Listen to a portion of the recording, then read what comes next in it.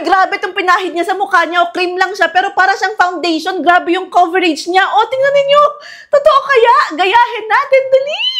Siyempre, handa na ako dyan. Ito na yung ating Dr. Leo na 2-in-1 na nasa video. At shout out kay Ma'am Jasmine at Melissa Joy. Sila yung nag-mention sa akin sa video na yun. I-try ko daw kung totoo. So, let's go. Wala akong foundation dito sa mukha ko. Hahalata naman. Kitang-kita yung mga, imperfections.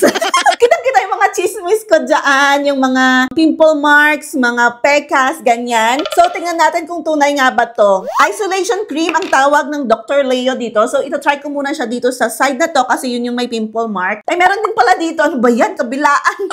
So, okay. Try ko muna dito. So, ganyan yung ginawa niya. Ang nakalagay dito, moisturizer primer na daw to. Pero ang ganda kasi ng kinalabasan dun sa nag-demo. Para na siya kasing foundation. Ay, nadamihan ko ata, guys. Naaduak.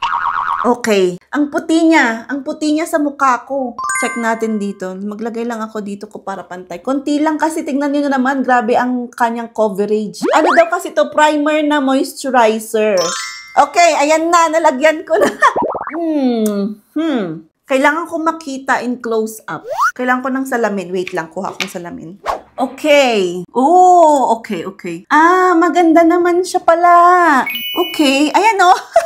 Okay, ang ganda pala niya. So, ayan na siya. Ayan na yung nakalapat sa mukha ko, ha. So, ito yung meron. Ito yung wala. So, ang nangyari, parang pinaglighten niya yung mukha ko. Hindi ko nilagyan yung leeg ko. Pero, advisable, maglagay kayo sa leeg, ha. Pinaglighten niya yung mukha ko. And, medyo natakpan nga yung mga, may konting coverage lang siya, pero hindi full coverage. Hindi siya foundation na magko-cover talaga ng kagaya sa video. Yung sa video kasi parang exaggerated na parang nakoveran daw lahat. Eh, ito, ganyan lang siya, oh. Tignan ninyo. Meron pa rin yung aking pimple, pero yung mga ibang darkness ng mukha ko, na-cover niya. Kailangan natin i-try to sa mga moreno at morena, kung okay ba siya, kasi medyo white yung kanyang, medyo light pala yung kanyang, finish. O, diba? Pagpansinin niyo yung mukha ko, hindi ko na muna lalagyan yung isa. Alam ko, itatanong ninyo kung pwede ba yan sa morena. Siyempre, hindi ko din alam, kaya naman, to the rescue ulit ang aking asawa. I-try natin sa kanya. Ay, sa camera lang siya medyo super obvious, pero sa personal, hindi. Hindi siya masyadong halata pagka